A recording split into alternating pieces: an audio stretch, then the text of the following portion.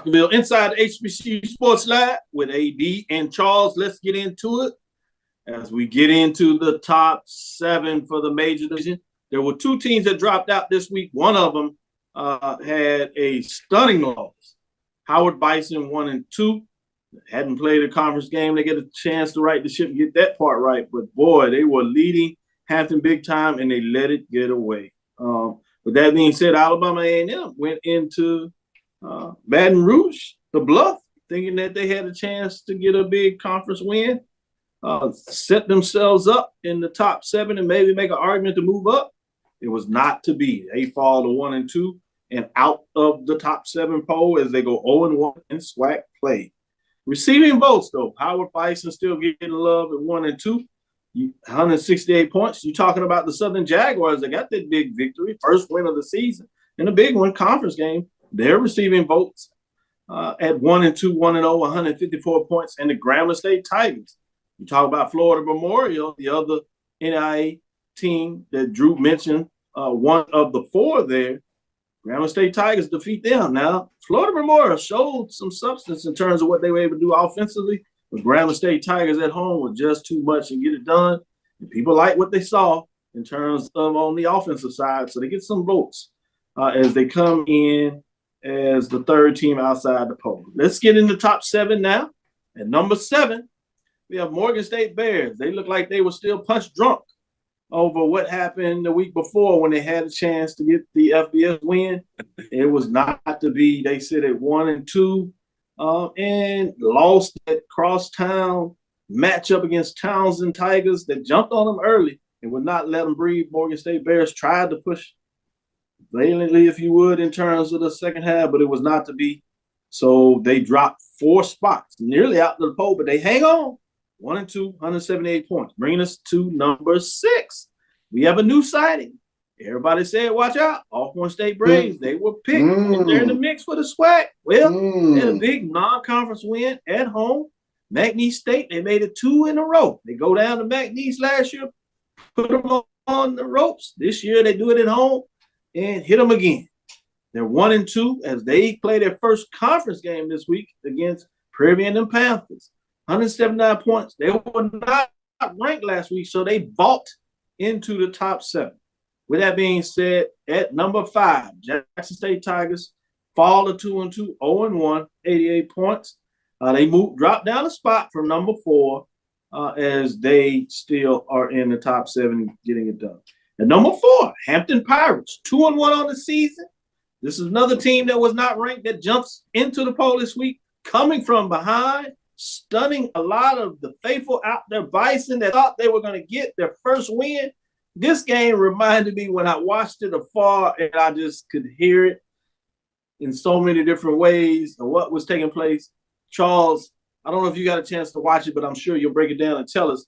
But if you did, I'm sure in a lot of ways, like me, it reminded you of the Labor Day Classic. Team was kind of big in terms of the rivals, and they rushed back in 4th quarter. This one didn't even need overtime. They get it done 35-34. Victor goes to spoils. Pirates hold on to their long winning streak, much like the Panthers.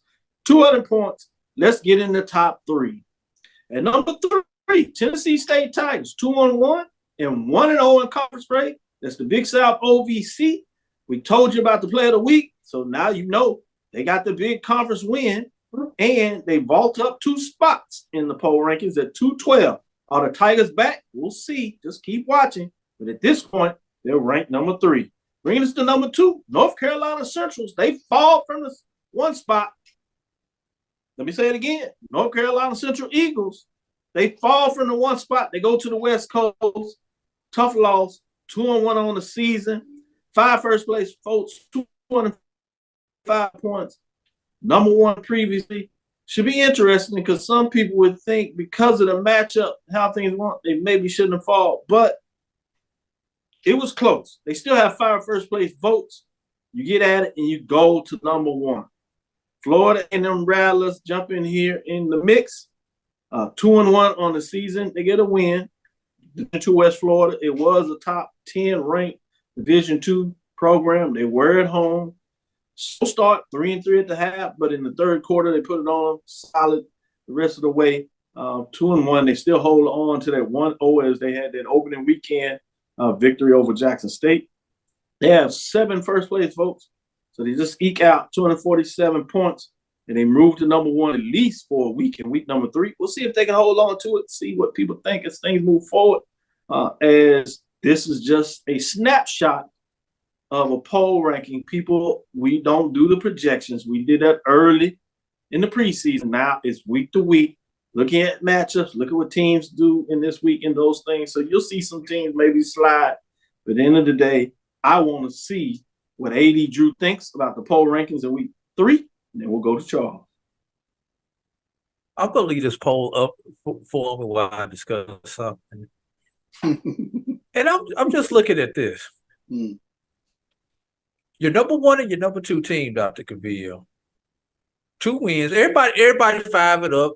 Your 2-win team. Okay, great that we got all the 2-win teams bundled up there together. But your number 1 and your number 2 teams have victories against D2s. But number 3, 4, and 5 have not played D2. That's something to think about.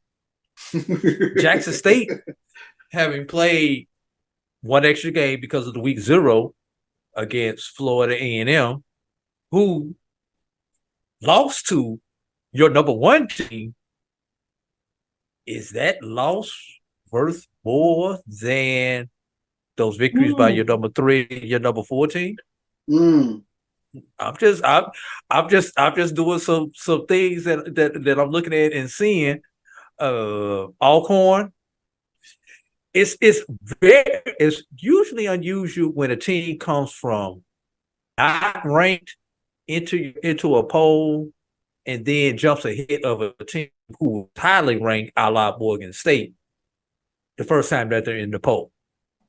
Just a couple of observations that I'm looking at as I'm breaking down the poll. No comments on that stuff one way or another. Just some general observations that I'm seeing. Now, Charles, I'll toss you the softball. Let's see if it's going to be WTP or if it's going to be a home run. Well, Charles goes, I will say this. Baseball lingo. AD Drew, those are very astute observations. So I want to hear what Charles has to say before I go in. As much as I wanted to fight you on North Carolina, North Carolina Central falling from number 1, I think you can make a hard argument to FAMU. They passed the eyeball test, in terms of how they look thus far this season.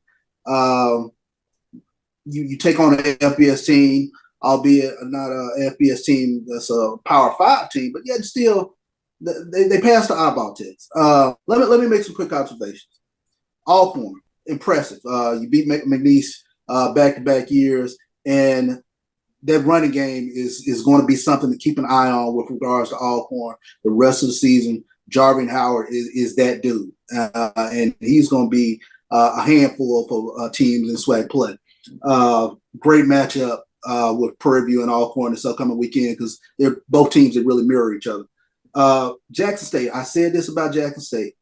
If they can get through their first 4 games, they get real scary the rest of the way. And it was a lopsided loss this past weekend at Texas State, 77 points. They literally couldn't do nothing to stop them on the defensive side of the ball. But Jackson State, interestingly enough, has found at least a couple more pieces from an offensive standpoint going the rest of the way.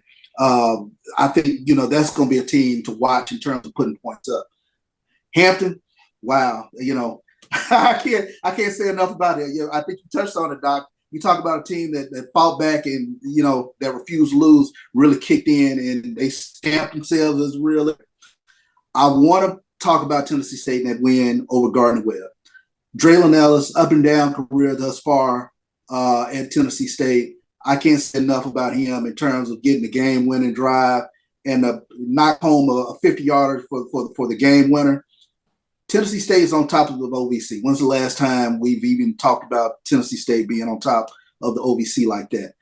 That's a huge win for them. So, I can't fight you on this week's poll. This is a good poll. It's you really kind of get to decipher more things in these upcoming polls. But this was a tough one to really kind of look at and kind of sit back and say, okay, I like this. I like what teams are slotted, and it's going to be fun watching how these 7 or 8 teams, because I do believe Southern, although it was ugly, they're going to figure it out at some point, because I do think they got talent on the offensive side of the ball.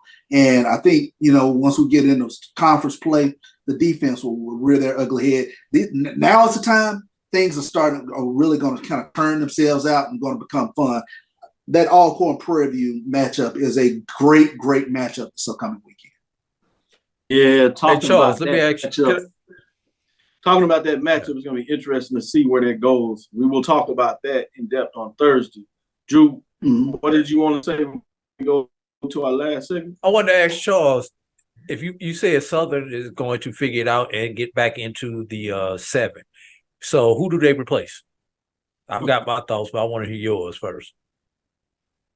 And put it back up for you. Who does Southern replace? As of today, who does Southern replace? They don't replace anybody. He's saying as you projected out. When they right. You said they go get it right. So out of this group that we have right now, who are they going to knock out? Or who's not knock themselves out to allow Southern to come in? Right. Let me table that, because I think you can make a good hard argument for 4 teams in the SWAC West. That's how difficult it is to answer that right now.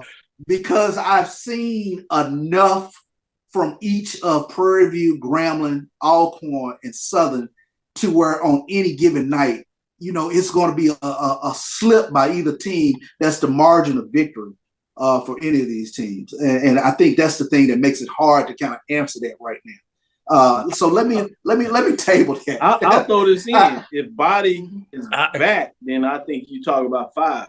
And that's the question mark to see where is Body. With that said, Drew, who you think gonna fall out?